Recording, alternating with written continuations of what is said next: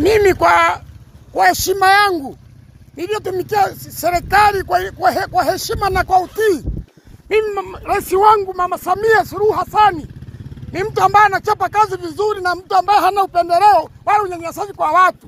Na anapenda amani kwa watu na anapenda maendeleo kwa watu.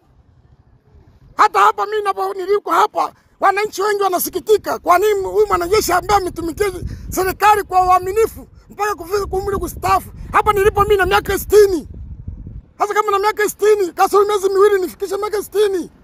Ni malalamiko ya mwanajeshi mstaafu James Chacha Rioba ambaye ni mkazi wa mtaa wa Sabasaba manispaa ya Ilemela mkoani Mwanza, ambaye analalamikia kuvunjwa kwa eneo lake la ufanyaji biashara, ambapo eneo hilo limevunjwa na halmashauri ya manispaa ya Ilemela ambao walitoa notisi ya siku 14 ya kuondoa majengo kwenye hifadhi ya mto na barabara katika mtaa wa Sabasaba. Ya notisi ya kubomoa ndani ya siku 3 nikapata leseni ya kuendelea kufanya biashara ya baa, na ndani ya muda si mrefu nikapata leseni mwezi huo mmoja ya kuendesha biashara ya guest ya baa, nani ya baa. Baada ya hapo nikiwa na leseni yote ya guest na baa, na huku nikiwa na notice ya kubomoa ya halmashauri Ilemela. Niliandika malalamiko, nilimtafuta mwanasheria wangu, tukapeleka kesi mahakamani. Siku tarehe 23 tulipangia siku kukutana na mahakamani, mimi na mwanasheria wangu na wanasheria wa halmashauri ya jiji. Na kweli tulibahatika kukutana nao kwa mheshimiwa jaji. Tukiwa mahakamani majira ya saa 7 kwa jaji mahakama kuu ya Ilemela. Baada kufika kule, wanasheria wa serikali walishindwa kuleta vielelezo, wakaiomba mahakama iwape muda ili waweze kuwakilisha. Hatukuwa na pingamizi mwanasheria wangu, tukaruhusu ufanyike hiyo kitu. Wakapewa siku 7 ambapo tunataka tukutane tarehe 29 mwezi huu wa 4. Tulipotoka mahakamani nilipigiwa simu kwamba huku kuna ubomoaji unaendelea, na serikali ya halmashauri ya Ilemela wamekuja na greda lao kubwa mpya na maaskari. Mimi nilifika hapa nikaogopa kuingia kulingana na usalama wangu kwamba naweza kana nikapeleta matatizo mengine tofauti na yaliyopo. Kwa hiyo mimi sielewi eneo hili limebomolewa wakati kesi iko mahakamani. Kwa hiyo mimi nimeshindwa kuelewa tatizo ni nini. Kama ni serikali ingesubiri kesi ishe mahakamani ili ukweli upatikane kwamba ni siko kihalali na sifanyi biashara kihalali, na niko hapa basi kimakosa na nafanya biashara kimakosa. Pengine kabla ya kubomolewa uliwahi kuambiwa eneo hili haufanyi biashara kihalali, na kama walikuambia upo kimakosa, ni makosa yapi ambayo walisema unayafanya kwenye eneo hili? Mimi waliwahi kuja kuniambia kwamba mimi hapa niko barabarani na niko mtoni. Na nikiangalia nyumba nyingi ziko barabarani na nyumba nyingi ziko mtoni, lakini nyumba iliyovunjwa ni ya kwangu tu. Na wakawa wananiambia kwamba mimi hapa nafanya biashara sio ya danguro. Sasa kama ni jukumu la danguro, ni jukumu la serikali au polisi kufanya uchunguzi na kubaini na kukamata mtuhumiwa na watuhumiwa ili kufikishwa katika vyombo vya mahakama. Lakini hicho kitendo mimi siwezi kukiona, japo niliwahi kukamatwa mwaka tarehe 2 mwezi wa 6 2023. Lakini mpaka leo hii wale watuhumiwa hawakupatikana hatia, na mimi sikupatikana hatia, niko huru mpaka leo. Ila nazoona hapo kilichofanyika ni serikali kutaka kuficha ukweli. Ukweli gani?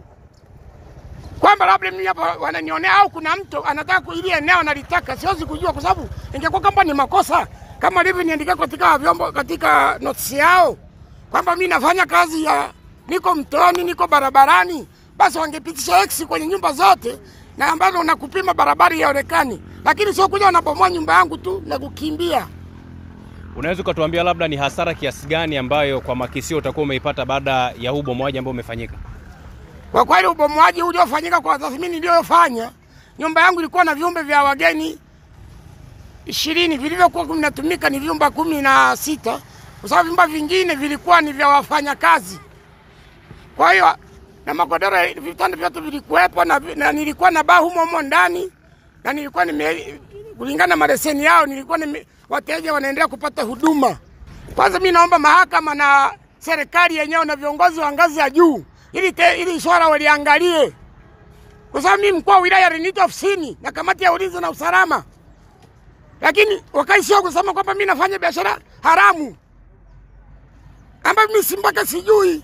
Mimi najua ni mwanajeshi mstaafu, ninajua taratibu kwamba kama mtu anakosa au wangetuma hata mapolisi waje wafanye uchunguzi na kunibaini kama nina mali ninafanya biashara haramu. Lakini unionevu ambao mimi nimetendewa, wakijua kwamba mimi ni mstaafu, nimewekeza hapa, nina watoto wadogo, mmoja yuko chekechea, mmoja yuko la 4, mmoja ndio yuko form 2. Yaani kwanza atakula kwangu sasa sijui hata nakula nini. Majabu hii niliyoweka hapa ni hela niliyoweka nikiwa jeshini. Mimi kwa heshima yangu niliyotumikia serikali kwa heshima na kwa utii. Mimi rais wangu Mama Samia Suluhu Hassan ni mtu ambaye anachapa kazi vizuri na mtu ambaye hana upendeleo wala unyanyasaji kwa watu. Na anapenda amani kwa watu na anapenda maendeleo kwa watu. Hata hapa mimi niliko hapa, wananchi wengi wanasikitika kwa nini huyu mwanajeshi ambaye ametumikia serikali kwa uaminifu mpaka kufika umri kustaafu. Hapa nilipo mimi na miaka 60. Sasa kama na miaka 60, kasoro miezi miwili nifikishe miaka 60. Namuomba Mheshimiwa Rais, hili swala likuguse, unisaidie. Kwanza naomba mnipe msaada wa kuweza kulisha hata watoto. Hata mkuu wa mkoa aone hili swala alione. City Shanghai Greda inachota hii nyumba wakidai kwamba iko barabarani. Serikali ikasema michoro ya barabara inapita hapa. Hii nyumba ikabomolewa. Sasa sisi wananchi tu wa mazingira haya tulishangaa kwamba amani ya barabara iko hapo. Hii nyumba iko mtoni na iko barabara. Ile pale iko mtoni na vile vile iko barabarani, ila inaendelea kuwepo. Kuna nyumba baadhi hizi hapa kama unaziona wananchi na zenyewe ziko barabarani. Sasa shangaa zenyewe bado zipo na hii imevunjwa kuwa iko barabarani. Sasa tumeshindwa kuelewa ni nini kilicho nyuma ya pazia. Ila kiukweli tunasikitika kuona hili jengo linatolewa kuwa liko barabarani na lingine kilipata. Huyo kama ni haki tele. Akizungumza kwa njia ya simu kuhusu kuelewa mgogoro huo wa ardhi ambao unamkumba mkazi wa halmashauri hiyo, mkurugenzi wa manispaa ya Ilemela Umi Wayayu ameelezea kufahamu kiundani mgogoro huo. Kwanza dangulo ile ni dangulo na nyewe pia wakati sometimes inabidi mpite mwe mnajiridhisha. Mtu anapokuwa analeta malalamiko kama hivyo mnapita mnaangalia. Ile ni dangulo, kwanza amelijenga kinyume na utaratibu, hana vibali, hana nini. Na sehemu yenyewe iliyopo ni kama hivyo sehemu kwenye kingo ya mto na sehemu ya ujenzi wake ulikuwa inaingia barabarani. Kwa hiyo halikuwa jambo sahihi kabisa alilokuwa analiendeleza pale. Sisi hatuna taarifa ya kesi yoyote. Kwa sababu ndio maana tulimpelekea notice. Hatukuenda hivi. Tukamwambia aondoe kwa sababu hivyo vitu vilivyopo pale haviko kwa utaratibu, viko kinyume. Hajatekeleza. Kwa hiyo sisi tumepata utaratibu unavyotaka na ndio maana hatukwenda kabla. Tulimpa sisi afanye mwenyewe kwa utaratibu unavyopaswa kufanya. Akakaidi. Kwa hiyo sisi muda ulipopita tukachukua hatua. Kwenye baadhi ya vielelezo vingine ambavyo tumeona anavyoonyesha ni kwamba halmashauri ilimpa leseni ya ufanyaji biashara ambayo ilitolewa tarehe 13 mwezi wa 3 2025. Haiwezekani kitu cha namna hiyo. Hawezi akapata leseni ya namna hiyo wakati alishapewa notice ya kuondoa. Kwa hiyo manake hapo unachoniambia mimi nifuatilie huko kwangu nione kuna kitu gani cha ziada kidogo inataka kufanyika. Alivyoona tunataka kuchukua hatua, nafikiri atakuwa kuna kitu cha ziada alikuwa anataka kufanya ambacho sio cha kawaida. Na sasa hivi tunajua leseni tunaomba kwenye mfumo.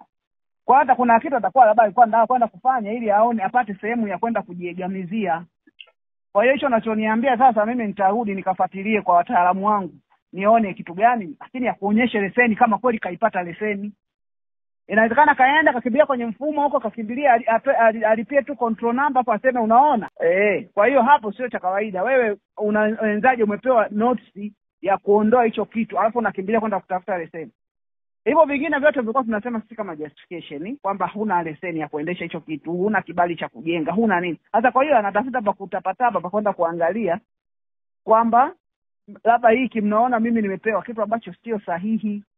hakupaswa kufanya hicho alichokifanya, lakini na mimi nakichukua kama kiongozi, nirudi kesho nitafuatilia hicho unachosema cha leseni. Ni leseni ya wapi, na je hiyo leseni yeye anayo, alikuonyesha? Okay, sawa. Mkurugenzi, sasa labda tunataka kujua, kwa sababu kwenye lile eneo kuna nyumba zipo nyingi, pengine pale kwenye mpango wa halmashauri ni kwamba yale maeneo ni maeneo ambayo yapo kwenye hifadhi ya barabara au hifadhi ya mto, au mna mpango wa kuondoa nyumba zote ambazo zipo kando kando na hiyo barabara? Itapita sasa na wataalamu wangu, ndio maana wamefanya wiki iliyopita, itabidi nikae nao sasa niwaambie baada ya kutoka hapo situation ya hapo ikoje. Kama wote kwenye reserve ya barabara, manake lazima tufanye utaratibu wa kufuata na tutoe notice ili utaratibu ufuatwe, isiwe tu ni yeye, lakini na wengine kama wapo, taratibu zifuatwe na kwa wote. Usisahau kusubscribe, like na kubonyeza alama ya kengele. Asante.